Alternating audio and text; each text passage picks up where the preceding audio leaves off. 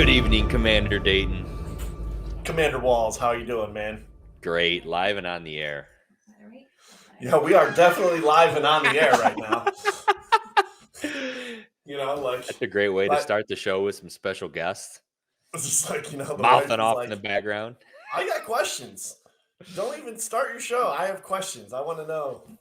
And I'm like, yeah, okay, awesome. That's fantastic. But let's go, buddy. So, Mr. Producer, I don't think I have to start out saying we're on the Building Walls podcast, right? Because we have that little intro. That's right. We don't have to do that. I am. I mean, I don't know. It's up to you. No, I'm just saying because you said that it's kind of redundant. It's almost like we're saying it twice, right? We start off a little preview to the episode, and then we start off the episode saying it. I was just curious. I feel like we had that conversation. I don't know. I don't remember. I don't know. No big deal. You know what? We could just introduce it. We could introduce it as what's something we could introduce the show with? That's all right. Here we are. We're going. We're live. It's our show. We can do whatever the hell we want. So, date. Yeah. I was watching. Talk to me. I think it was. I was watching Sports Center the other day. Gotta get the low DJ voice. And I started to think about this. Why do managers or coaches? There's always moments throughout a baseball season. They come storming out of the dugout. There was a call that was made that they didn't like. Whatever it was, he got called out at home, or he got caught stealing, or maybe he didn't get caught stealing. It was supposed to be a foul ball. It's not a foul ball. Whatever it is, they come flying out and get into a wild yelling match with the umpire. And I can't recall a moment when I've ever seen one of these decisions reversed. Can you? Like, I'm just trying to figure out why they do it. It's never made a difference. I mean, you got to get it off your chest. It's kind of like one of those things like, you know what? It's already happened. So now I'm just going to say what I want to say. And if I'm the manager, I feel you. I'd say I'd let it rip, man. My favorite is when you got the umpire and the manager is like face to face, like right, like they're like right there. And you see spit flying. Like, oh my God. And you're like, what in the God's name is that guy screaming about? And the other dude just takes it. He's just standing there. But then eventually what happens is it goes too far and he's like, go! And then he keeps going for another 30 seconds. Yeah, and then that's when they go uber ballistic. Oh, I'm out of here? Now I'm out of here? Great. Now I'm really going to speak my mind. So. You're right. I've never seen one of these but you're scenarios. Right. I can't think of any time. Game. It's never. I don't think it's ever changed the outcome of that call. Do you think that maybe they're setting it up? Like I know in football, the coaches like complain about things or like, hey, ref, you missed that call, and they're setting it up for down the road when it becomes a little bit more critical in the game. They're like, need that call, that pass interference or something like that. Do you think the umps are like doing that? Like they need to get that strike call or they need to get that? Yeah. So the other thought I had is because that could very well be true is what if they're trying to fire up their team? They're down 2-1, let's say, right? And they need a rally. So they go out there and just try to fire up the troops, rally the troops. Right. I mean, I can see that going on. Like, sports is very much emotion based and ebbs and flows, and people get in the zone and they get dialed in. So yeah, I can see it. So what is your favorite of all time? I think mine is where the coach goes out and he starts to kick dirt on home plate. Like he's just trying to like, screw you. I want to make you clean this off now. You're going to bend over and you are going to wipe this off. Can you imagine if he got up right behind, like if you kick dirt on it and you wait for the ref to bend over and you're just like, oh yeah, right behind him. That would be like the ultimate bromance, right? Yeah. Oh man, not again. Jumping right back into it. I don't know, man. Back into it. I think my favorite of all time is like I like the meltdowns that coaches have during press conferences.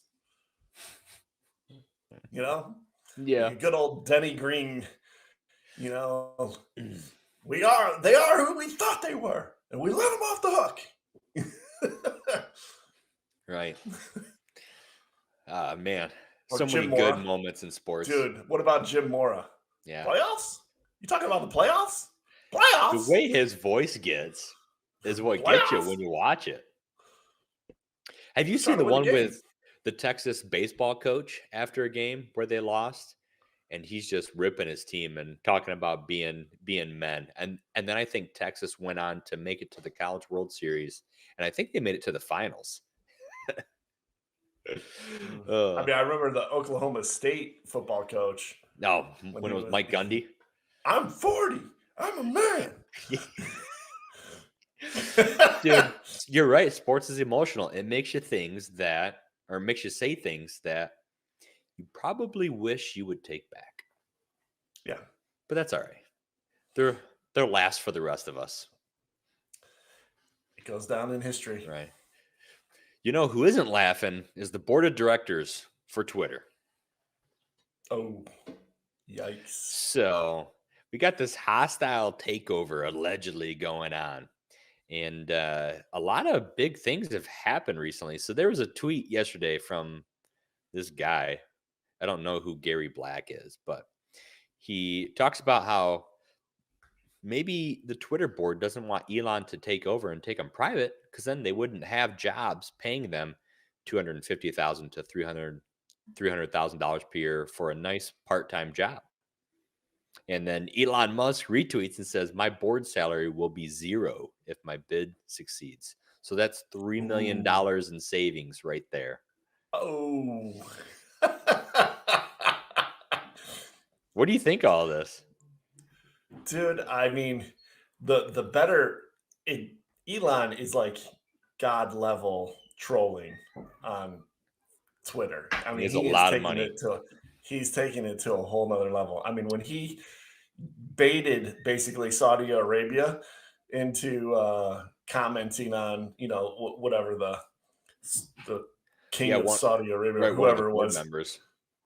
Yeah, and basically it was like, what's your take on free speech, and how about that reporter that you guys had murdered? Yeah. You don't sound like you're very much on board with free speech. It's funny the way you see it is they're starting to have things come out. There was a tweet from one person like a year or 2 years ago, whenever Bezos took over WAPO, saying that, this is perfect. This is exactly how it should be. People like this doing good for the world or whatever. But now that Elon Musk is trying to take over Twitter, now it's, these rich people shouldn't be doing this and getting their hand into social media. The rich people are the media. What's the difference? Like, what a stupid thing to say and put out on the internet. I literally got a question for you, Chad, and maybe you can think of an example or not. Maybe we'll circle back to it Jen Psaki style. But every time you talk about something like that and you have an example of like the left says something, like the Washington Post is bought by Bezos. It's awesome. And then they turn around and in the same, within a year or 6 months or whatever, something else happens contrary. That's the exact same thing. But then they take the contrarian viewpoint on it of like, this is terrible. Free speech is dead. We're fighting for our democracy here. Right? Is there an example of that from the right where, people on the right say something and then the left does the exact same thing and the right's like, oh, this is terrible. This is such an outrage. Because I can't think of any time that scenario plays out. I can't, but I'll be honest. I'm sure part of the fact is that I follow more right-wing news, and they're most likely not going to share the opposite. But at the same time, I can't believe that none of my liberal-leaning friends or left-leaning friends on social media ever really post that stuff either. So it does beg the question, is it really out there? Does it really happen? Does it happen? I know there is. I don't see it. I'm trying to think of something that I heard a few weeks ago, and it had to do with something in Congress, because they were referring to Joe Manchin, and I forget what it was. It was probably like a Cocaine Mitch thing, because I don't think he can remember what he says from one day to the next. But we're gonna get in Congress and yeah, see if we can make a deal go by with the Biden administration. but I mean, the other crazy thing about this too is Elon Musk is no longer has the largest stake in Twitter. Now the Vanguard Group owns 10.3%. So what do you think is Right. going on here? Because Twitter did this whole poison pill that everyone refers to it as, where they create a ton of common stock, so shareholders can buy stock at a discounted rate. Right. But so if Elon Musk wanted to buy the stock, he'd have to pay full price for it. But okay, so why doesn't he just spend another 10 billion and pay full price for it, Right.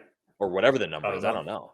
What do you think is actually happening here? Is he really going to take over Twitter? I think it's a delay tactic. It's a tactic by the corporation to maybe not cave to what's coming inevitably. And this is the problem with publicly traded companies, that people with money can come in and they can acquire a position, and it's publicly traded. It's not privately held.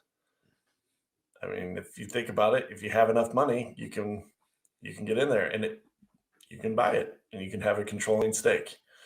So I don't know, man. I think there's a lot of wrangling and just some positioning going on. But at the end of the day, I do think he's going to get it, Yeah. because it's not like Yeah, he's maxed out. right. He's worth like $260 billion, and we're talking about 42 or 48 billion that That is he's the saying he's offer going to on the pay table. cash. Yep. So He'll probably you see sell what he Tesla said in stock. that- Yeah, right. Can you imagine? He's like, liquidate Tesla stock into cash, and then I bought Twitter. Yeah. Did you see what he said at that TEDx interview about free speech? I mean, I saw him define it. It's basically when somebody who doesn't have if somebody has someone you Someone who don't you like. don't like. Yep. Yep, someone who you don't like makes a statement you don't like, That's free speech. and they're allowed to do it. Right. It might not make you happy. You might not agree with it, but that's free speech. And the crazy part is, as far as I know, Elon Musk is not a conservative by any No, stretch he's of not. imagination. But there's He's definitely people not. out there who they understand what the core values of America are, that make and have made the country great. And Make free America great again. speech is one of them. There's a reason why the US dollar is one of the safe haven stocks or safe haven currencies when the whole world market crashes, is because Right, people want to exactly. invest dollars into America. They don't put it into Russia. They don't put it into the Chinese yuan. They don't put it into, Mexican pesos. No, they put it in the US dollar. That is How one about of the ruble right about now? currency. Yeah, the ruble. I'm sure that's on the cheap. Yeah, I mean that's why prices are going up at the pump, according to Pelosi, right? Well, I mean, they always have to have somebody to blame. That's just how it works. They always got to blame somebody. How do you think this stuff continues to get by, where like Pelosi's been in office forever? How? I mean, I think one of the things that really needs to happen is that there's term limits for congressional service. You shouldn't be able to serve more than 8 years, just like the president. How are you having people who have been in Congress for 40 plus years? This is stupid. Right.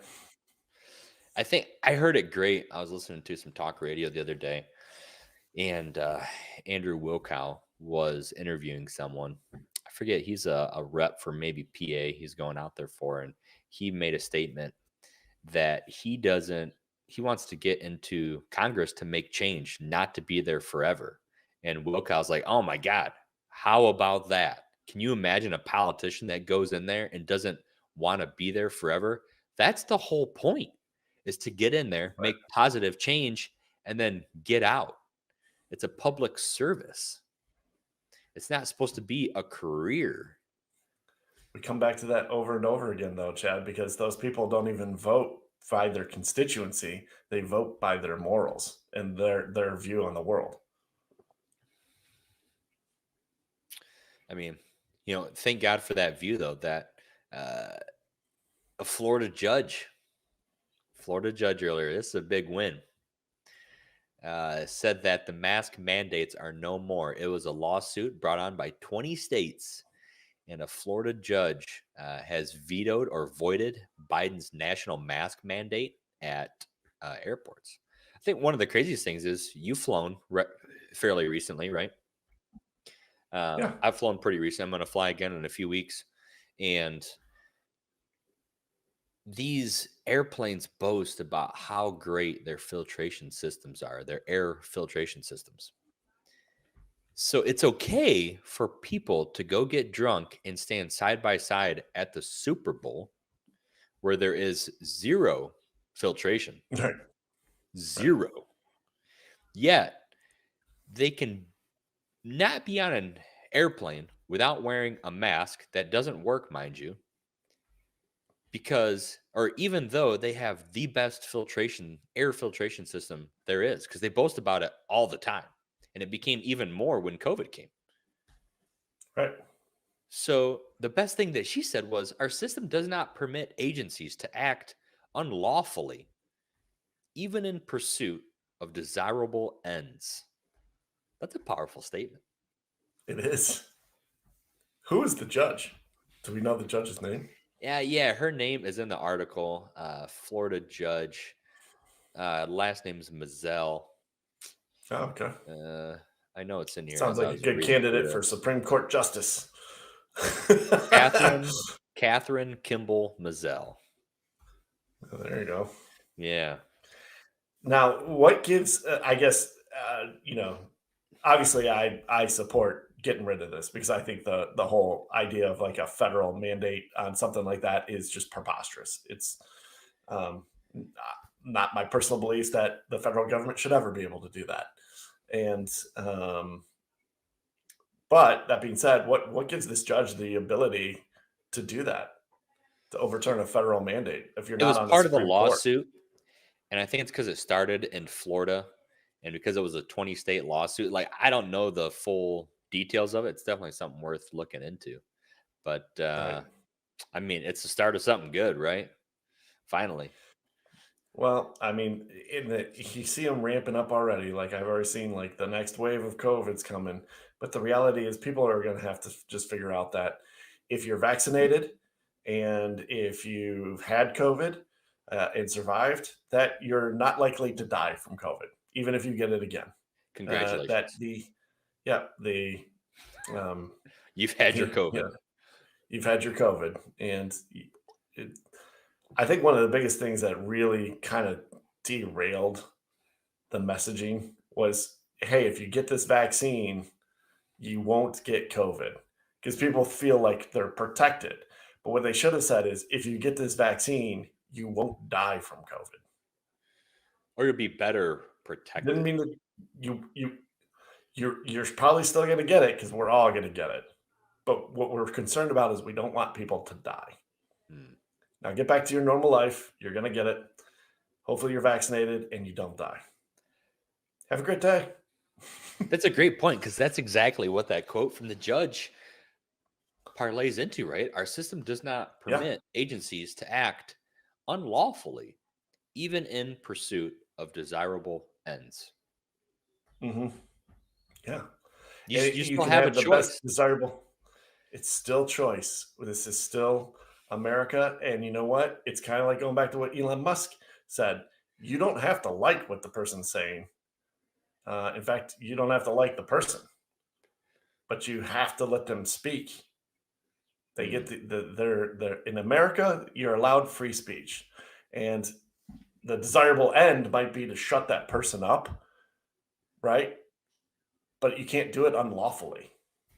I'm going to circle back to what you were saying earlier. Can you ever think of a time where somebody from the left has gotten blocked from speaking at a college campus or a public venue? There was like riots going on out front. there was a protest, like large, massive protests going out in front of these venues. And it was going to be so big that they shut it down and told this left-leaning person that they couldn't speak there. I've never seen that. Never heard of it. January 6th.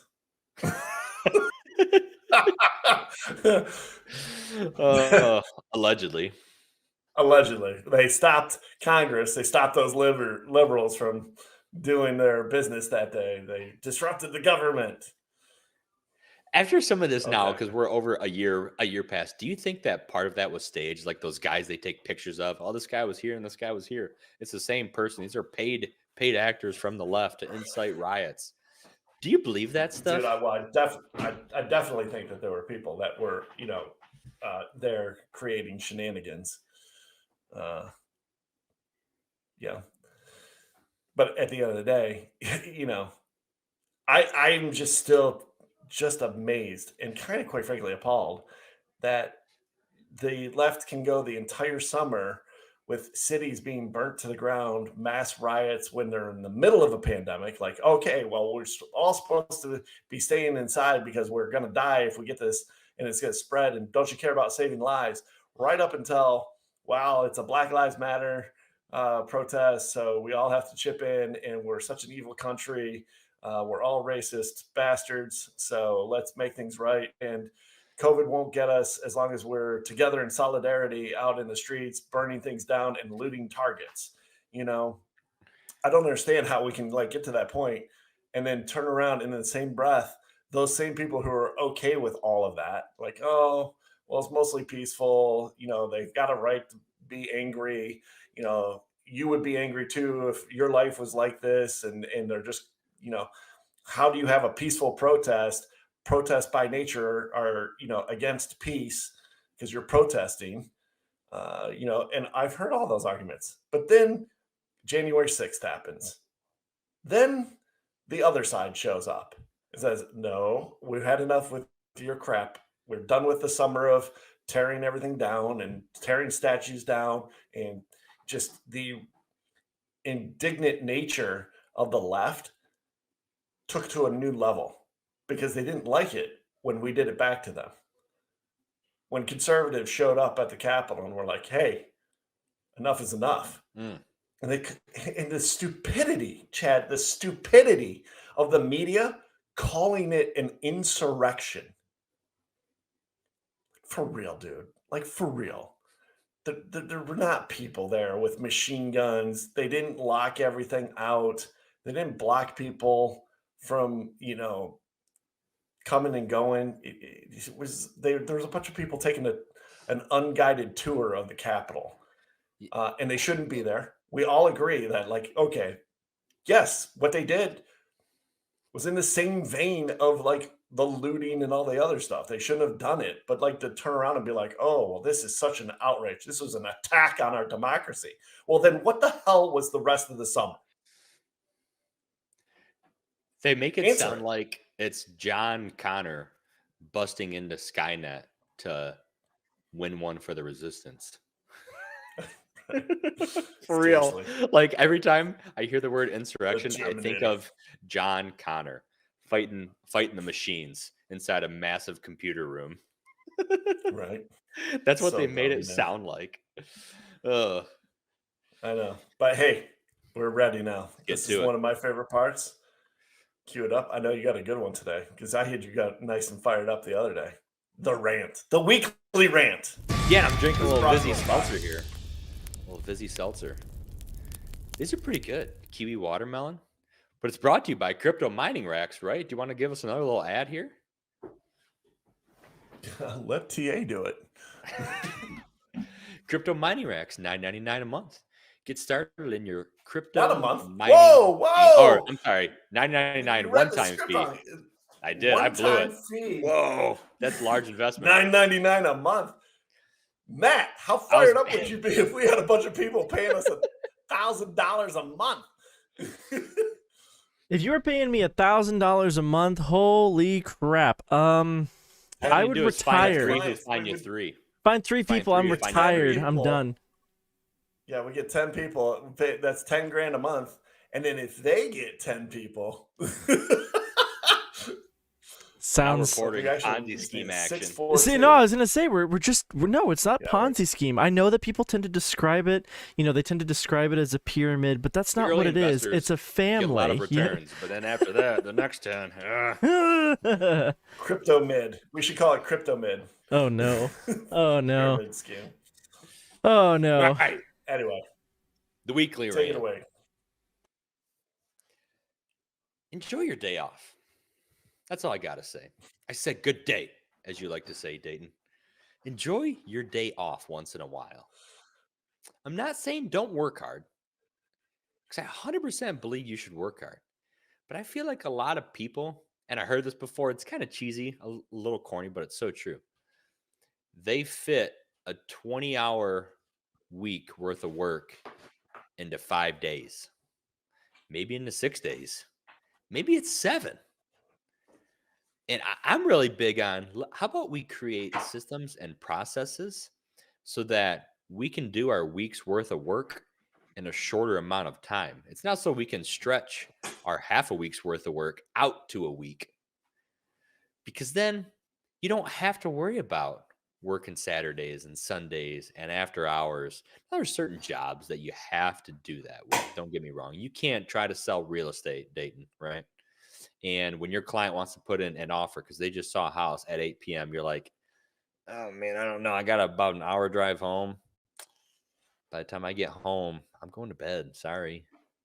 Like, that's not how deals get done. I understand that.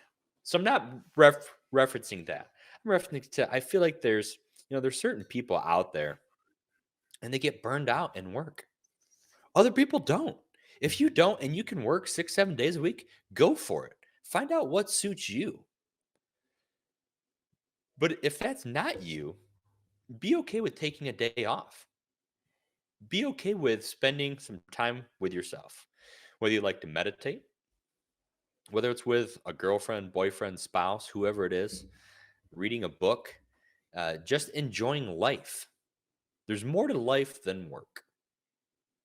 So even though it's a Saturday and you might have a hot one coming in, if your job doesn't require that you have to do something like that, like take a phone call such as a real estate agent, then put the phone down, turn it off, do whatever you got to do, and get mental clarity. Because I know in my personal life, when I do things like that, when I take a day off randomly, it helps me to be more energized. I come back into my job with a little more vigor, and I perform better. So why wouldn't I take one day off to have a better week? And by one day off, I mean a Saturday or a Sunday. That time, you're right, that you're putting your mental energy into. Because if you work hard enough during the time when there is work to be done, you can find and make time to have a day off.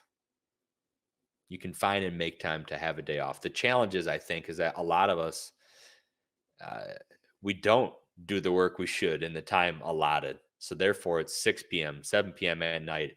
It's Saturday at noon. You're like, oh, shit, I have a deadline. Like, you should have finished it Friday.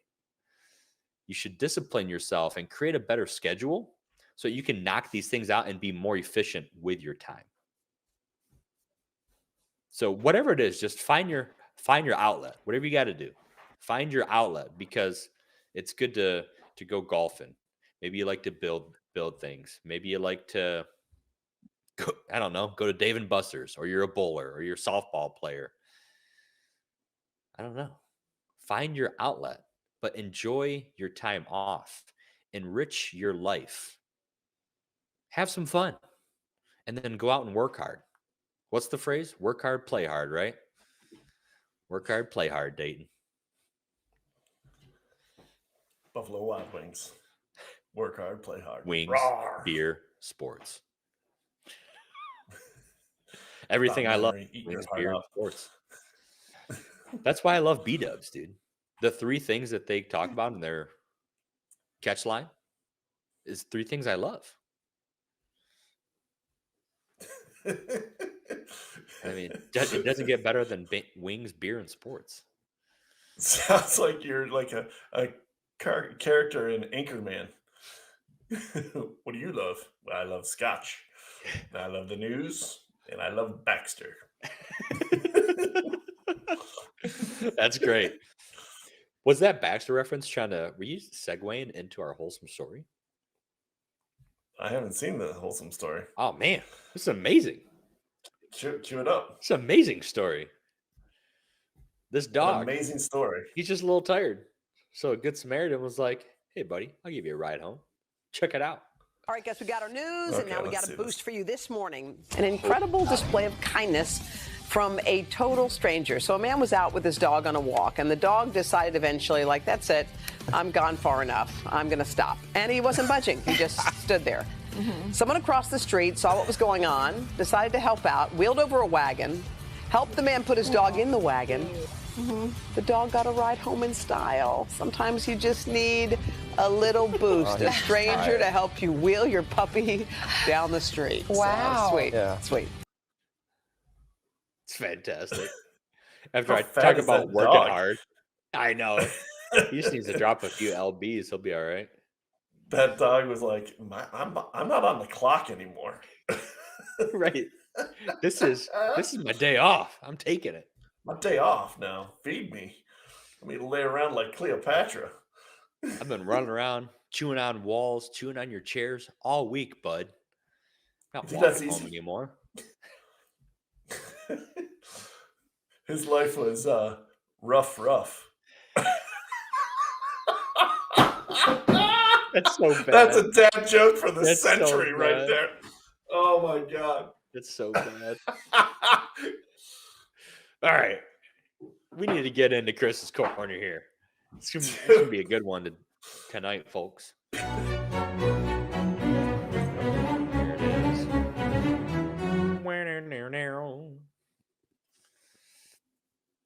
Is there music that plays during that? I don't know. There was with my little mouth guitar riff. All right, so my first one to you. The libtards say after they lose an election that they just didn't get their message out. Yet they kept a lid on Biden whole time before he became president. Is this just a bunch of BS? Yeah, it sure is. And the problem is, I disagree with the fact that when they say that they didn't get their message out, that I think they did get their message out. That's what it is they did get their message out, and people are like, yeah, no, we're not voting for the party that wants to defund the police and dismantle everything and is okay with light on crime. And we're not voting for the people who decide that, boys can be girls and girls can be boys. We're not going to do it. And so they did get their message out. And I think the proof is in the pudding because, you look back at the last presidential election, dude, where was Biden? They didn't let him talk. Still in a basement. They didn't let him talk at all. And for damn good reason, because everybody knows that. Look at the polls now. Do you really think that Biden changed in the last year and a half? I don't think so. He's still the same old guy. And if they would have let him talk the way he is now, his polling would have been reflective and Trump would have won by 66 to 33. If they would have let him talk. That's it. Well, let's get on to some things a little more glorious, like pregnancies. How wonderful is it, Dayton, that a transgender inmate impregnates two women? How could a woman impregnate another woman, Chris? I don't know, but dude, if I ever end up going to jail, I'm telling you what, I'm going by Christina and lock me up with those bitches. Let's see what happens. Oh, man. Isn't that a beautiful thing? Life is beautiful. Hey, ladies, I go by Christina. But you know what? If we get to go a little late tonight, I'll show you what's up. But I mean, how is this possible that we're letting not just men use women's bathrooms, but men convicted of crimes and felonies live with women in prison? It's the clown world we live in, man. It's the clown world we live in. The circus just never seems to end. So I don't understand, dude. Yeah, like you think you're just when we think we're making progress, and these people want to talk about climate change, you can't even figure out which damn bathroom or which jail to put people in. Like, this is so stupid. Shut up and sit down and go sit in the corner. Read a book. Ugh. Do you think so? My third question to you is that why CNN and NBC, MSNBC are tanking? Because my question to you is, why isn't Fox? If they're all the same, right? Why isn't Fox tanking? You know, I watched the Bill Maher special, hashtag adulting. It just came out this past weekend, and he made an interesting comment when he said interesting things. Because is it a hashtag or is it a pound? Like pound me too. Pound adulting. But you know, here's the thing. He went on Rogan's show and he's talking about he's on with these people who are open free speech, and he said, I'm accused of being conservative, and that I've changed, that I've been now I'm some conservative, and he's like, I have not changed.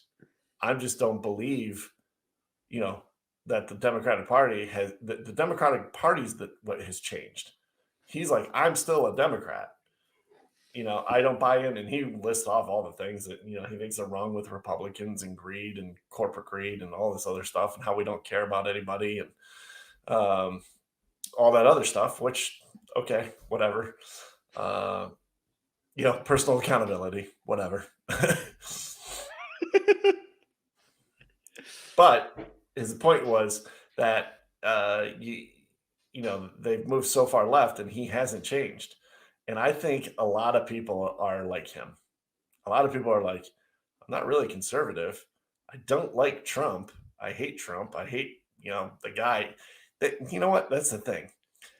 When you hear people talk, they hate Trump for who he is as a person, but they never talk about the policies. They don't talk about the stuff that led to the lowest unemployment. They don't talk about the stuff that led to the most prosperous time for everyone. All the ethnic groups were thriving. We had secure borders. There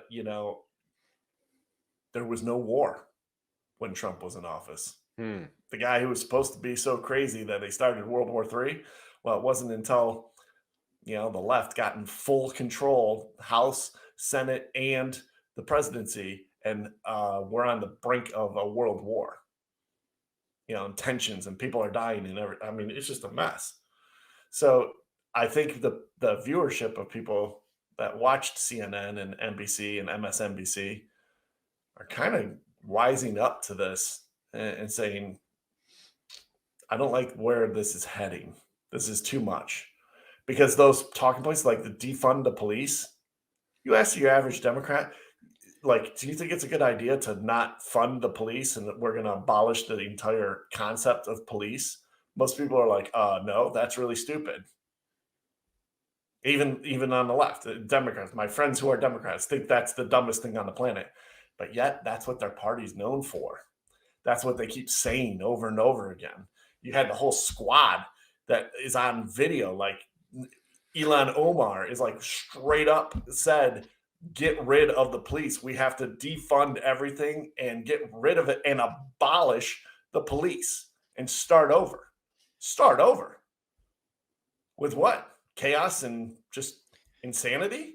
That's kind of what they want. The biggest problem I have, Chad, is in the media here is they don't take responsibility for the fact that they covered up the Hunter Biden story. And they're complicit in these policies, quite frankly. Yeah. It's true.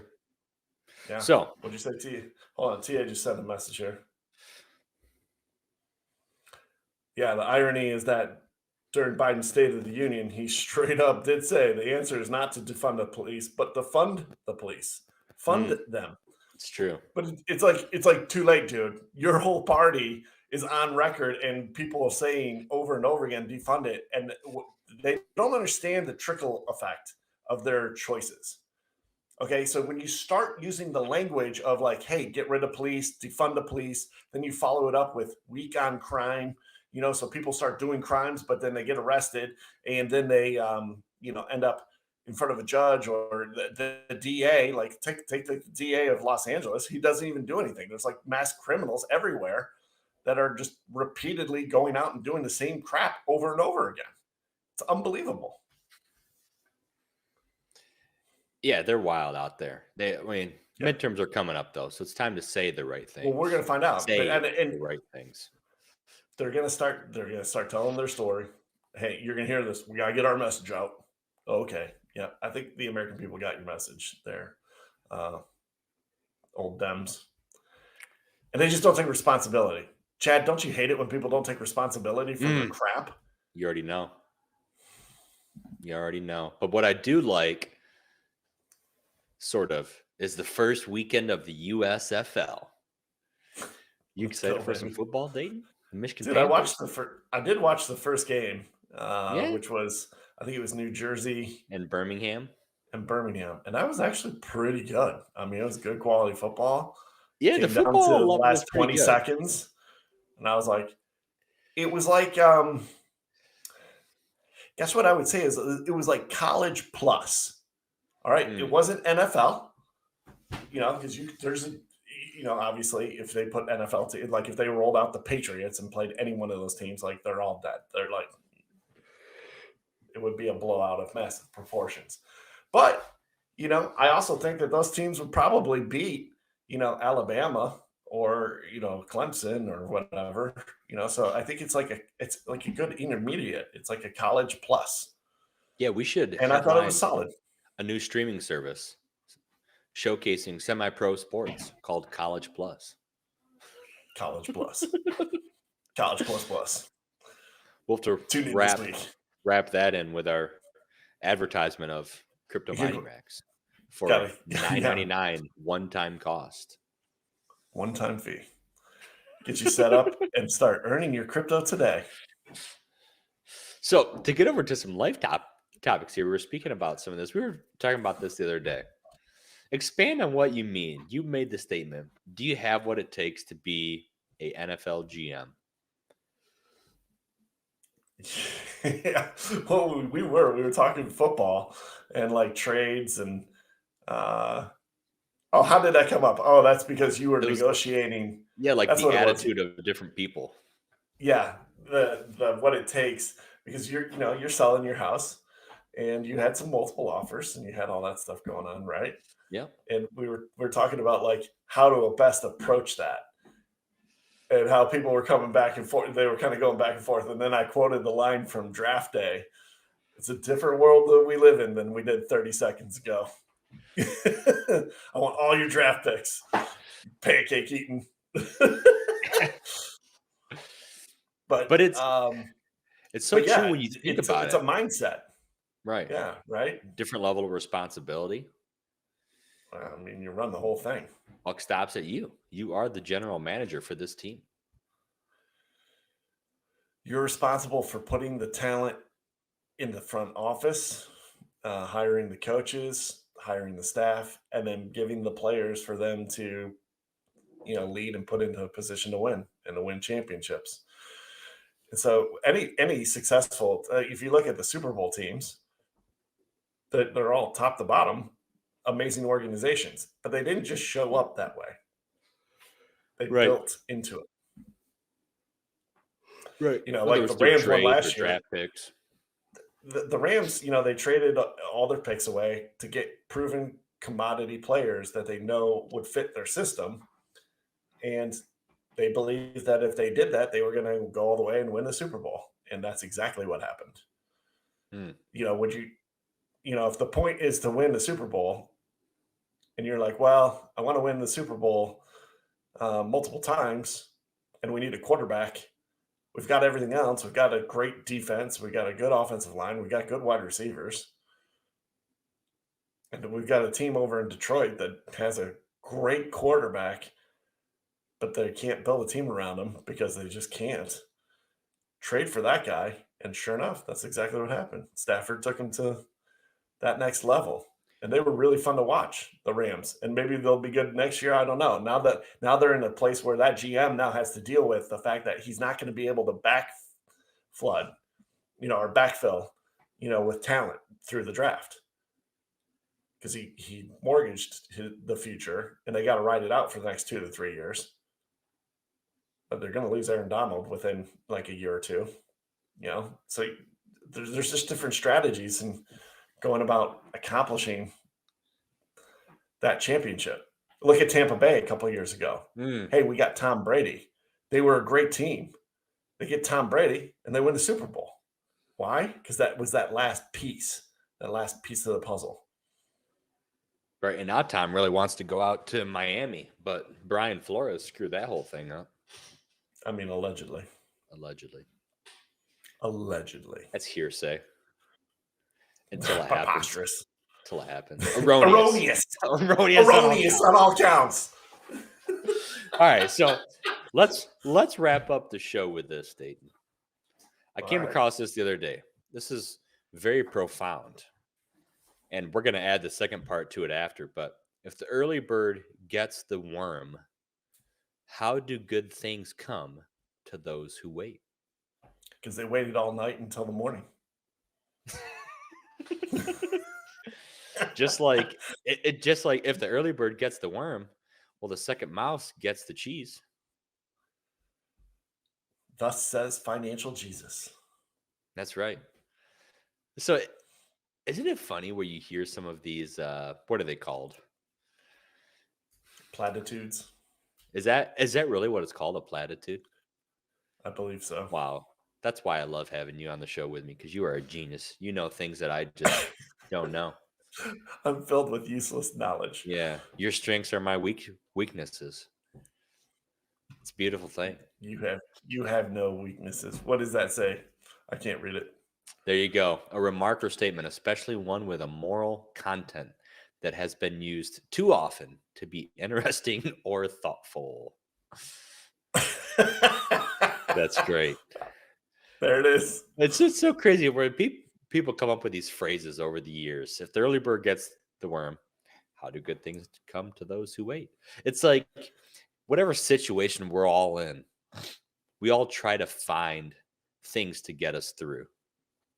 There's nothing wrong with that. Find whatever it is that gets you through. That's why I feel like there's so many of these things all across the board.